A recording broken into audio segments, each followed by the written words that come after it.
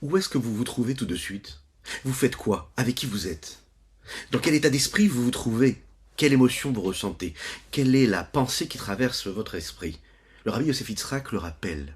Il faut savoir que dans la première pensée de la création divine, tout était déjà décidé.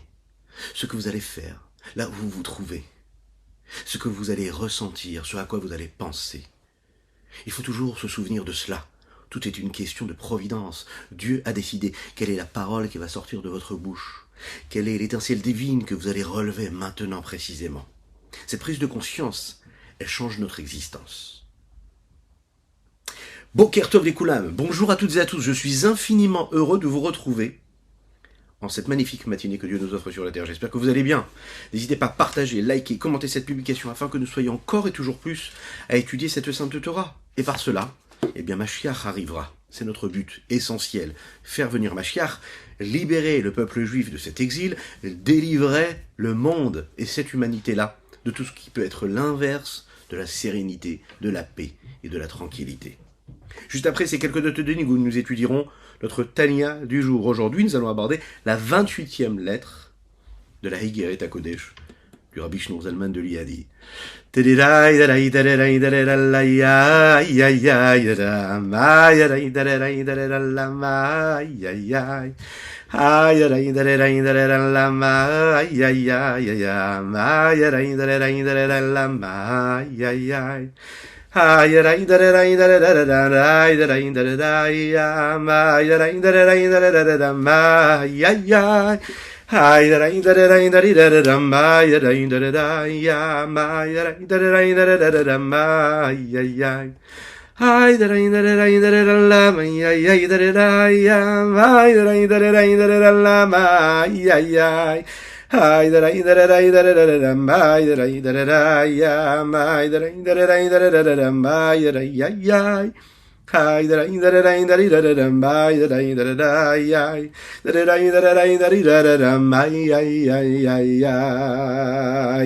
Nous étudions aujourd'hui pour la Refoua Shelema de notre cher Shlomo Dre Ben Solika. C'est très particulier. Il faut vraiment penser à lui. Il a besoin d'une guérison. D'accord? Complète. Hachem, il va lui envoyer la guérison. Il faut savoir qu'il fait partie de nos fervents élèves. Il nous suit avec force et courage. Il s'investit énormément dans ce moment de Torah. Que Dieu le bénisse pour cela, qu'il lui envoie une véritable Refoua Shelema. Dites Amen là où vous êtes. Amen ve Amen. Également, nous étudions pour la Refoua Shelema de Avraham Nissim Ben Sultana. Qu'Hachem envoie un miracle et qu'il soit guéri. Et nous étudions Leilou Nishmat, notre cher jeune homme, Nathan Avraham Ben Yosef Verina Fitoussi, qu'Hachem fasse que ces mots de Torah puissent être une source d'élévation pour son âme et de bénédiction pour toute sa famille, de force et de courage. On me demande pourquoi est-ce que je parle de ce jeune homme. Eh bien parce qu'il y a quelques années, j'ai eu le mérite et la providence divine de participer à sa bar mitzvah avec une grande émotion, donc de penser à lui, ce jeune homme-là qui nous a quittés il y a quelque temps. Aujourd'hui, nous allons aborder dans cette lettre-là, la 28e, une question assez particulière, qui est, qu'est-ce que peut engendrer un tzaddik qui quitte ici-bas sur ce monde-là? C'est la suite de ce que nous avons vu hier, qui parlait de la lettre que le Admor Hazaken, Rabbi Shneur Zalman de Liadi, a envoyée au Rabbi Levi Yitzhak de Berditchev. Cet auteur-là, du Kedushat Levi, ce grand sage, ce grand maître, ce grand tzaddik, quand il a perdu son fils, le Rabbi Meir, Rav Meir, il nous a parlé de ce qu'un tzaddik faisait pendant toute sa vie. Qu'est-ce qui le définissait? Qu'est-ce qu'il engendrait de manière kabbalistique? Quelles étaient les conséquences spirituelles de sa vie, de ses actions, de ses mitzvot, de ses élèves? Mais aussi, de qu'est-ce qui se passait quand il quittait ici-bas ce monde, ici-bas sur Terre? Il y a une notion que nous appelons le Mazal Hashemini. Qu'est-ce que c'est le Mazal Hashemini? On va en parler tout de suite dans cette lettre-là. Mais avant cela, parler de cet enfant-là qui se nourrit de ce que sa maman peut lui donner. Par définition, elle aimerait lui donner tout l'amour du monde, elle lui donne, elle aimerait lui donner tout ce qu'il peut prendre, tout ce qu'il peut manger, ce qui va lui permettre d'avoir une bonne santé, ce qu'on souhaite à chacun et chacune. Mais c'est l'influence qu'une maman donne à son fils, ou à son enfant, c'est une influence qui est contractée, condensée, qui est adaptée. D'accord? Il va prendre le petit biberon, et puis ce sera vraiment des petites gouttes qui vont tomber. Si le biberon a une ouverture un peu trop grande, eh bien l'enfant n'est pas tranquille, il ne peut pas boire comme il faut, ça peut être même dangereux. Donc il faut trouver la bonne tétine avec la bonne taille, et petit à petit il pourra recevoir. Et parce qu'il reçoit de manière condensée et adaptée, alors là il peut se nourrir comme il faut. Alors, il faut savoir que l'influence ici dont nous parlons, c'est le sens profond de ce que peut être la chorma qui vient du Hatzilut. Nous avons parlé des différentes places et différentes facettes que peuvent avoir toutes les différentes sphirotes. Les séphirotes, au nombre de 10, elles apparaissent dans chacun des mondes. Avant d'apparaître dans le monde de Assia, dans lequel nous nous trouvons, elles apparaissent dans le monde de Hatzilut, et ensuite dans le monde de Bria, et ensuite dans le monde de Yetzira, ensuite dans Assia. Dans le monde d'Hatzilut, il y a une forme de Chokhmah qui est là, qui est présente. Elle n'est pas considérée comme une force qui est dévoilée, c'est ce que nous appelons, nous l'avons vu hier, la Chokhmah Stima'a, une sagesse cachée.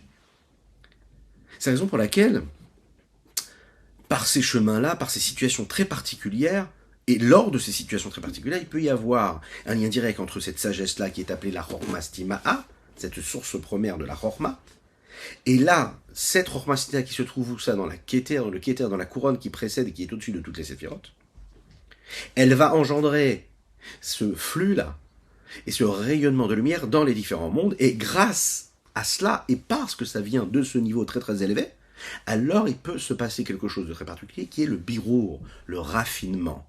On va réussir à purifier quelque chose de particulier. On est capable même d'aller chercher quelque chose qui dépasse le niveau de Chokhmah qui se trouve dans Hatzilut.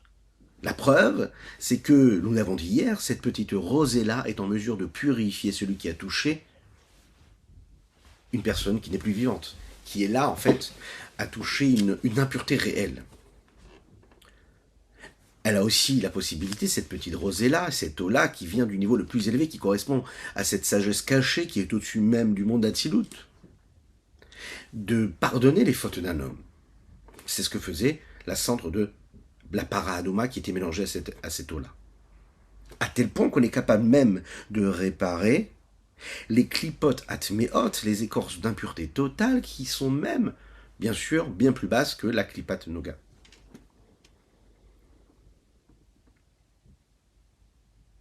Pour cela, il faut qu'il y ait une forme de volonté. Et on sait que dans la volonté, il y a le potentiel de la volonté, et puis il y a la volonté assumée. Il y a le fait d'avoir envie, il y a le fait d'avoir la volonté d'avoir envie, il y a le fait d'avoir la volonté de la volonté. Et il y a le potentiel de volonté qui est parfois en réveil, parfois en sommeil. C'est une des vertus que Dieu a, qui a la possibilité, lui, de Notzer Chesed, c'est une notion que nous allons développer aussi également aujourd'hui, qui est le fait de créer une situation où la bonté pourra être exprimée et non pas juste potentiellement présente, mais assumée. On va voir tout de suite ce dont il est question ici, l'Echaim. Dans les mots, Veine Bodazot, elle est bien connue cette chose-là, que le niveau de Chokhmah qui se trouve dans la Hatzilut, des Abba face à Ima, vous le savez, Abba le donneur, Ima le receveur, celle qui reçoit. Abba c'est la Chokhmah, Ima c'est la Bina. Quand le père et la mère sont là, ils peuvent engendrer, donner naissance. Ce qu'on souhaite à chacun et chacune, pour ceux qui attendent et qui aimeraient qu'Hachem leur envoie la bénédiction d'avoir des enfants très rapidement. J'entends d'ici les Amen, Amen, n'hésitez pas, faites-les. Le niveau de Chokhmah, en fait, il est considéré comme Abba. D'accord ? C'est le niveau de Chokhmah qu'il y a dans le monde d'Hatzilut. Yonek mi mazal hashemini. Lui va se nourrir du 8e mazal. Quel est ce 8e mazal ? Eh bien, dans ces séphirotes-là, pas seulement les séphirotes, dans ce que nous appelons les 13 attributs de miséricorde, qui sont appelés aussi également, nous allons le dire tout de suite et le développer, Yud Gimel Tikkuné Dikna, les 13 façons que l'on a de réparer Dikna qui correspondent aux cheveux de la barbe. C'est une notion de Kabbalah qui est très importante, qui nous donne et qui nous rappelle l'importance justement de la barbe, qui correspond à Notzer Chesed. Quel est ce 8e mazal, cette 8e force ? C'est Notzer Chesed. Hashem, quel rachum chanunerech, apim va chesed, Notzer Chesed, la alafim le savon, afesha vechata menake. Notzer Chesed, c'est le 8e. Cette 8e force de miséricorde, c'est-à-dire de là où Akadosh Baruch Hu donne la possibilité de. Si on regarde bien Notzer, Otiod Ratson, il le dit ici le Rabbi Shlomo Zalman, ou Tikuno Notzer Chesed. Comment ? Notzer, si on intervertit les lettres, nous avons les mêmes lettres que le mot Ratson. Et Ratson, c'est la volonté. Il faut savoir que dans toutes les notions de Torah, nous avons un sens simple un sens dévoilé et un sens caché. Les lettres Ratson, elles ont un sens simple et un sens qui est caché.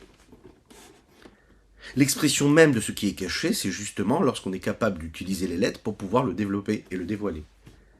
Notzer, c'est ce qui cache le mot Ratson.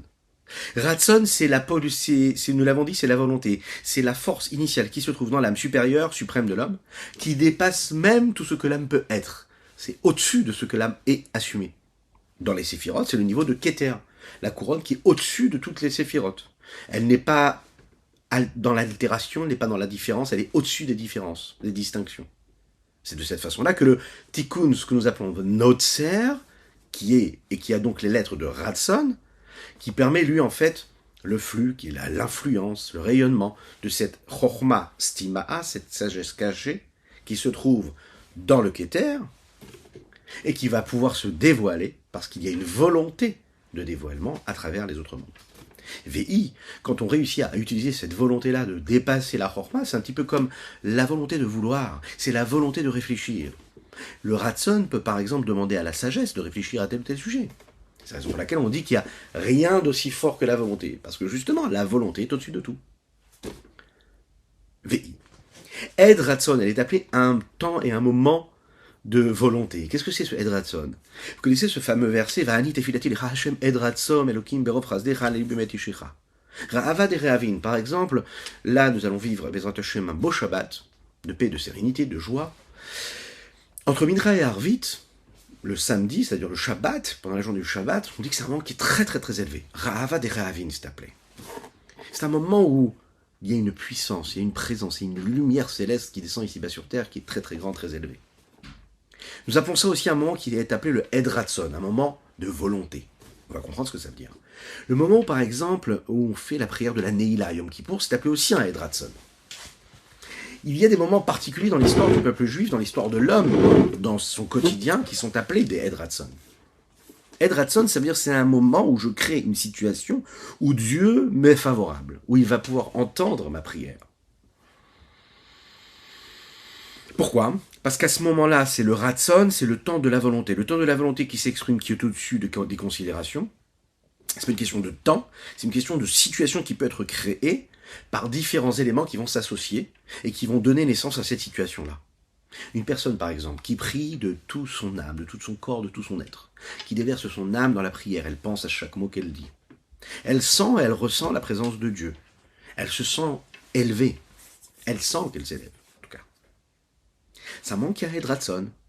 Il y a cette émotion-là, il y a cette concentration-là, il y a un moment où l'homme, par exemple, va donner son âme, va donner sa vie pour Dieu. Il se met complètement de côté, il se met complètement en retrait. Il fait quand même ce travail-là de se dire que son obsession, c'est de sentir qu'il est en train de raffiner les étincelles divines qui se trouvent ici-bas sur Terre. Peu importe ce qui va se passer autour de lui. À ce moment-là, il est en connexion avec quelque chose de très fort, avec une réelle puissance, et cette connexion-là lui permet d'avoir des pouvoirs, de mettre en mouvement et de réveiller ce Ratson céleste, cette volonté de Dieu qui, elle, dépasse toutes les contingences et les limites matérielles.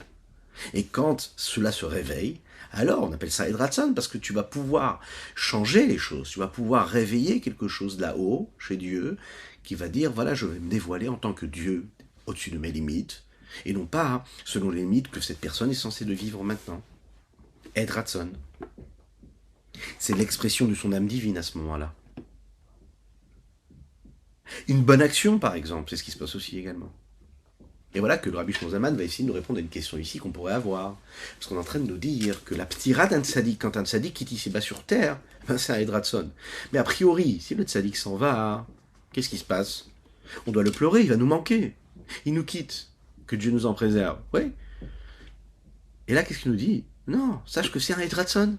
C'est un moment de grande volonté, un peu comme quand quelqu'un il fait une grande mitzvah et que là, il a ouvert les portes du ciel et il peut demander ce qu'il veut. Et là, on te dit, le tzaddik, il a quitté ici-bas sur terre. C'est le même moment, c'est la même chose, c'est un Ed Ratson. Comment? Il explique, il dit comme ça. Pour comprendre, en fait, le sens même profond de ce que ça veut dire qu'un tzaddik, il quitte ce monde-là, il faut comprendre quelle est la vie du tzaddik. Pour comprendre que quand il s'en va de cette vie physique, il y a quelque chose de particulier. Chez le tzaddik, il n'y a aucune partie de sa vie qui n'est pas dans l'association de l'expression de son âme divine ici-bas sur terre. En fait, quand il quitte ici-bas sur Terre, c'est la conclusion, le résumé de son existence. Il arrive au sommet, au pic de ce qu'il est capable d'avoir été pendant toute sa vie. C'est le moment où toute sa vie s'associe à un seul faisceau qui est celui de la sainteté. Tout le reste n'existe plus. Et quand il arrive à s'attacher à cela, eh bien ce faisceau-là va illuminer, irradier de bonheur et de sainteté les mondes qu'il traverse, et tous les mondes, c'est-à-dire même celui dans lequel ses élèves sont en train de vivre. On vous dit Hachem be'ahava misirut nafsham l'Hachem echayem arvi de shachrit b'kriyat shema. La vie d'un tzaddik, c'est la vie de celui qui sert Dieu sans arrêt. Il aime Dieu, il donne sa vie pour cela, il donne son âme dans toutes les parcelles et tous les compartiments de son existence. C'est-à-dire que quand il fait le Kriyat Shema, par exemple, il lit le Shema Israël, c'est l'expression double de dire qu'en fait, il est en train de donner sa vie. Il sert Dieu. Parfois, un homme peut arriver à une situation où il sert Dieu et il y a un contact de Dieu vers lui qui est aussi différent. Il y a le travail du haut vers le bas et le travail du bas vers le haut. Le premier élément déjà, c'est de savoir, de ressentir, de réfléchir comment est-ce que c'est possible de comprendre et de saisir que Dieu il est unique et qu'il n'y a rien d'autre que lui. Shema Israël, Hashem Elokeinu, Hashem Echad. Dieu est un. Tout, c'est-à-dire même lui, c'est-à-dire moi, quand je lis le schéma, je suis conscient que je ne suis rien. Je suis totalement annulé face à cette unicité de Dieu.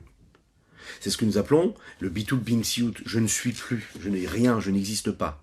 Ce que nous appelons aussi également la ichuda ilaha, l'union supérieure, suprême. La deuxième niveau, le Rabbadin Even Israël l'explique de cette façon-là en parlant de Ve'afta et Hashem Elokecha vechol levavecha uvechol nafshecha. Tu dois aimer Dieu de toute ton âme. Même si, afilo notel et nafshecha, même si il te prend ton âme, que Dieu nous en préserve. Parce que le fait de donner son âme, c'est de donner sa vie.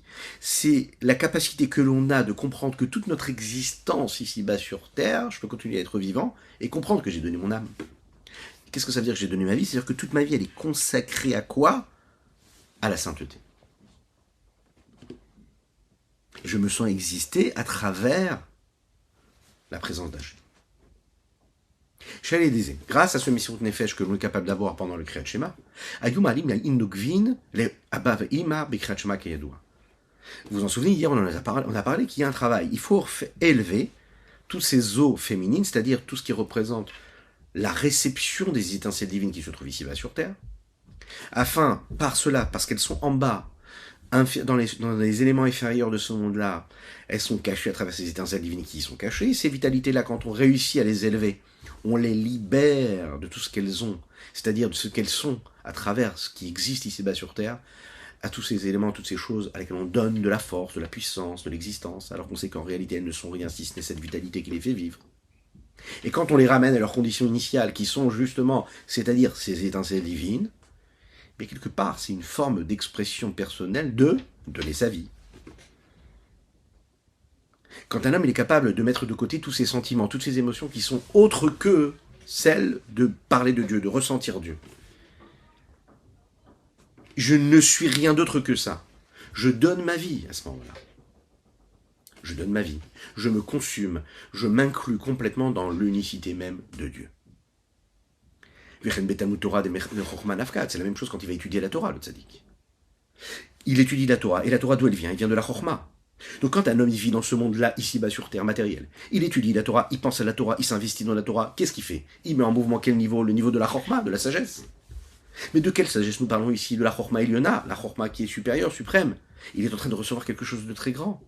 C'est la raison pour laquelle, ici, il est en train d'élever à travers son étude, ce que nous appelons ici encore une fois les eaux féminines qui, elles, sont en bas. Il les élève puisqu'il a élevé, à travers sa sagesse et ses actions, les étincelles divines qui s'y trouvaient. Il élève toutes les parties de son âme. Il ne laisse rien au hasard. Validé quand il donne sa vie, c'est-à-dire le tzaddik qui donne sa vie, ou les tzaddikim. Et qu'est-ce qui se passe? Une fois que les eaux féminines sont en mouvement, alors elles créent un réveil. Et qu'est-ce qui redescend? Les eaux masculines, ma'indochin. Et à ce moment-là, qu'est-ce qui se passe? C'est une forme de réparation, c'est une forme de travail qui se met en mouvement et qui a des conséquences, qui est appelé le Venotzer Chesed. Les eaux masculines ont été appelées, alors à ce moment-là, elles vont descendre. Et où vont monter ces Maïn Nukvin là? Elles réveillent ces Maïn Zochin là qui vont descendre, Dochin qui vont descendre, c'est-à-dire ces eaux masculines là, qu'on appelle comme ça. Et à ce moment-là, cette eau-là, elle va donner naissance à quoi? À l'union qui est entre Abba et Ima, entre le donneur et le receveur. Et comme l'expliqué, comme nous l'avons dit un petit peu plus haut, que Abba Yonek, c'est le père qui va initier, qui va nourrir et qui reçoit du 8e mazal, qui est au-dessus de quoi? De Abba Veima. Et ce 8e mazal-là, il est au-dessus de tout, puisqu'il crée la volonté. Il crée notre chesed, il crée le partage, il crée le nom. Le don. En fait, les Maïm Nukvin ici-bas sur Terre, quand il y a le travail en bas qui est fait, c'est pas seulement qu'on réussit à réveiller quelque chose qui vient de là-haut, mais on réussit, de la source de ce qui est en train d'être réveillé, on réussit à aller chercher quelque chose qui dépasse même la source de ce qui a été réveillé. C'est un petit peu comme, vous savez, un élève qui pose une question à son maître. D'accord? Et quand il pose une question, il réveille chez son maître une nouvelle influence, quelque chose qui dépassait même ce que le maître avait réussi à comprendre tout seul. Parce que l'élève réveille chez lui une nécessité de compréhension supérieure, supplémentaire à ce que son maître lui expliquait, alors le maître approfondit un petit peu plus et il va aller chercher quelque chose qui dépasse même ce que lui il a compris. Mais je comprends pas, c'est le maître, oui. Mais si l'élève est son élève comme il faut, alors il peut être en mesure d'être capable de susciter un réveil de quelque chose qui dépasse même ce que le maître voulait lui enseigner à la base.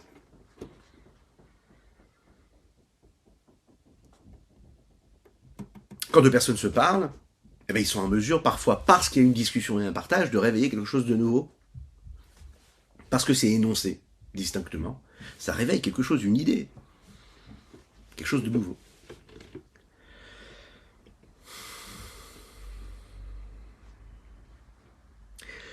Le dernier exemple qu'on pourrait donner dans ce partage-là, parce que nous parlons du père, nous parlons de la mère, nous parlons de l'homme, nous parlons de la femme, du partage, du donneur, de celle qui reçoit, dans un mariage, justement, la beauté, l'épanouissement, c'est que justement quand il y a mariage, la femme a le rôle de quoi? Mais de réveiller quelque chose de plus chez l'homme. C'est ça la beauté du mariage. Quand chacun est dans son rôle, que l'homme il est celui qui donne, la femme est celle qui reçoit, parce que c'est comme ça que ça a été voulu par Dieu, la nature physique le montre, la nature de ce que l'homme a pour mission, de ce que l'épouse a pour mission. C'est cela. On n'a pas vouloir changer, mais à chaque fois qu'on veut changer, ça ne marche pas du tout. Tellement que quand, par exemple, un homme il arrive chez lui à la maison, il n'a pas ce qu'il veut. C'est pas comme il s'attendait à ce que c'est. Eh ben, nos Chachamim nous disent, et un visage rayonnant, rappelle-toi que tu dois toujours être toi le donneur. Et il se passe quelque chose d'énorme, c'est que quand l'homme continue à être le donneur, il va susciter le réveil de l'épouse, qui, elle, va être dans son rôle, et quand elle est dans son rôle, il y a un jaillissement, un débordement de chesed qui va aller donc sur le mari. Et là, à ce moment-là, il recevra beaucoup plus, et lui-même sera donc élevé à un rang et à un niveau qui est plus élevé, qu'il ne soupçonnait même pas.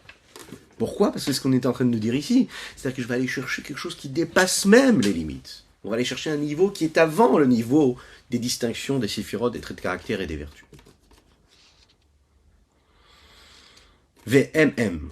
Et c'est notre chesed. Ameirim b'chita gilul b'ptiratam. C'est elles qui vont éclairer de manière dévoilée quand les tzadikim quittent ce monde. Kanoda, comme il connaît, shekol amal ha'adam shamlo nafsho b'chayav le'ma'ala b'chita telem ve'ester. On sait que tous les efforts qu'un homme il a fournis pendant toute son existence, pendant sa vie, c'est-à-dire que tout cela était à un niveau caché, voilé, midgalé ou meilleur b'prinat gilul min mal halmat b'ptirato, cela se dévoile, cela s'éclaire à un niveau de dévoilement véritable total au moment où il quitte, il se bat sur terre. Tout ce qu'il a créé, tout ce qui était sécrété par toutes ses bonnes actions, son comportement, sa fidélité, sa justesse dans son comportement, le don de soi, la sainteté qu'il a pu initier ici-bas sur terre, la pureté qu'il a pu, les bonnes actions, les mitzvot, la Torah qu'il a étudiée, les tfilotes qu'il a pu faire de manière sérieuse. Peu importe, la vie d'un homme elle est complexe, mais tout ce qu'il a pu faire au moment où il s'en va, c'est libéré, toutes ces étincelles-là, elles sont libérées. Et là, à ce moment-là, d'un seul coup, toute cette influence-là, qui ne s'est pas dévoilée pendant sa vie, eh bien, elle prend vraiment de la résonance. Venez. Il se passe quelque chose comme David Amelach le dit dans les Teilim. Il y a une nouvelle bonté céleste qui va se révéler, se dévoiler, justement à ce moment-là où le tzaddik s'en va. À tel point que le tzaddik, quand il s'en va, il se bat sur terre, il apporte le pardon à la communauté avec laquelle il était attaché, au Ham Israël, et il dit, notre chesed, qu'est-ce qui se passe? Cela agit, cela crée ici-bas sur terre, dans cette terre, terre inférieure, le pardon des fautes de la génération. Peu importe l'homme où il peut être, ses actions, ses pensées, ce qui lui revient, ce qui ne lui revient pas, sur l'ordre du monde, est-ce qu'il se comporte comme il faut ou qu'il ne se comporte pas comme il faut.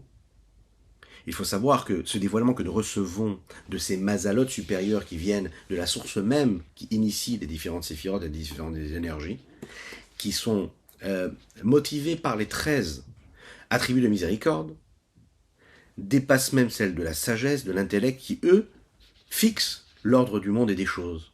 Et puisqu'on va chercher quelque chose qui dépasse l'ordre du monde et des choses et des éléments, et le fonctionnement habituel que nous connaissons, eh bien, on est en mesure de pardonner les fautes du peuple, qui, eux, sont régis, les fautes, par le système qui est l'ordre du monde. Mais quand je vais chercher les 13 attributs de miséricorde qui dépassent l'ordre du monde, alors je peux trouver le pardon. Je vais chercher cette petite chose, ce petit niveau qui est au-dessus de tous les autres niveaux. À tel point que Afgam al-Zanot she'ein migimel klipotatimot shel minoda, vous imaginez, même les fautes de la génération qui ont été commises par un être qui en fait va aller jusqu'à donner de la vitalité aux 13 attributs aux shalosh klipotatimot, c'est-à-dire là on parle de l'impureté totale. Eh bien, le tzaddik, quand il quitte ici-bas sur terre, il a la possibilité de créer un réel pardon même de ces fautes-là. Pourquoi? Parce que les fiches mazal de Notsami ou Chastima, des Harichanpin. Parce que ce mazal-là dont il a été question, Notser, entre guillemets, Notser Chesed, vient chercher quelque chose qui provient du Mochastima'a, nous l'avons dit. Mais dans ce cerveau caché, qui lui a dans lui cette Chormastima'a, cette sagesse cachée, qui lui vient de quoi? De Harich Anpin. Parce que dans cette couronne, nous l'avons dit, il y a une partie qui touche à la tête et une partie qui est à l'extérieur de la tête, comme une couronne que l'on pose. Il y a la partie extérieure et la partie celle qui touche la tête. Le Mochastima'a, ce cerveau caché, qui représente la sagesse du Keter, c'est la source à la Chorma de Hatzilut. Est-ce que c'est une sagesse qui est dévoilée? Non, c'est une sagesse qui est dans le réceptacle, dans l'outil qui permet à la sagesse d'être la sagesse. Qui est en fait l'outil qui permet le dévoilement ensuite et le rayonnement qu'il va y avoir. Mais à un niveau qui est très élevé. Quand on dit stima'a, cachée, bouchée, c'est-à-dire qu'elle n'est pas dévoilée. Comme on l'a expliqué par rapport à la volonté, que c'est comme en fait une forme de tendance que l'âme peut avoir à aller vers une direction ou une autre. C'est un niveau de volonté supérieure qui va entrer et qui va s'incruster quelque part dans la sagesse et que cette sagesse-là pourra avoir une influence dans le monde dans lequel nous vivons. Et comme ça vient d'un niveau qui est tellement élevé, alors c'est en mesure de pardonner. Mais corps aberurim. Et on sait que ce niveau-là de mocha, stima, de harir, anpin, c'est la source de tout le travail des raffinements qu'on est capable d'avoir. Même ce qui est complètement impur. Et à ce moment-là, il peut y avoir la transformation de l'obscurité qui a été générée par la brisure de tous les réceptacles pour devenir de la lumière qui vient du monde du tikkun olam tikkun. Ce n'est pas le cas des sacrifices de Khatat, qui eux ne pardonnent pas, et ne pardonnent pas en tout cas, si ce n'est les Averot, les profanations et tout ce qu'on a pu faire de négatif, qui sont des Averot Beshogeg. Je ne savais pas, j'ai commis un impère, un interdit. Ça, c'est les Korbanot qui sont en mesure de les pardonner. Chez N, toutes ces fautes-là que l'on fait sans le savoir, mais Itgabut Nefesh Abamich chez Menoga, elles ne viennent pas des forces de l'impureté totale, parce que je ne sais pas que c'est interdit. Alors pourquoi est-ce que je les commets? Parce que je ne savais pas. Ou bien je n'ai pas fait exprès de faire une erreur. Même si je sais que c'est interdit, je n'ai pas fait exprès de le faire. Mais pourquoi est-ce que tu l'as fait? J'ai pas fait exprès. Oui, mais si tu t'es retrouvé dans une situation où tu as fait quelque chose qu'il fallait pas que tu fasses, c'est qu'à un moment donné, dans ton être global, il y a une prédominance de la force de l'impureté qui se trouve dans la force de Noga, c'est-à-dire ce qui est interdit, ce qui est négatif dans ton âme animale, s'est réveillé et a pris plus de place. Et donc ça a généré inconsciemment, sans que tu le saches, ça t'a amené vers quelque chose de négatif. Comme c'est expliqué dans le Likutei Torah de la Parashat Vayikra. C'est la raison pour laquelle, pour répondre à la question qui a initié cette lettre, la première, à savoir pourquoi, c'est la raison pour laquelle on nous a collé cette paracha-là de la para Adouma, qui est la le pardon de toutes les fautes et de l'impureté la plus totale, avec la paracha de Myriam Anevia, qui était une prophétesse, qui était une sadéka.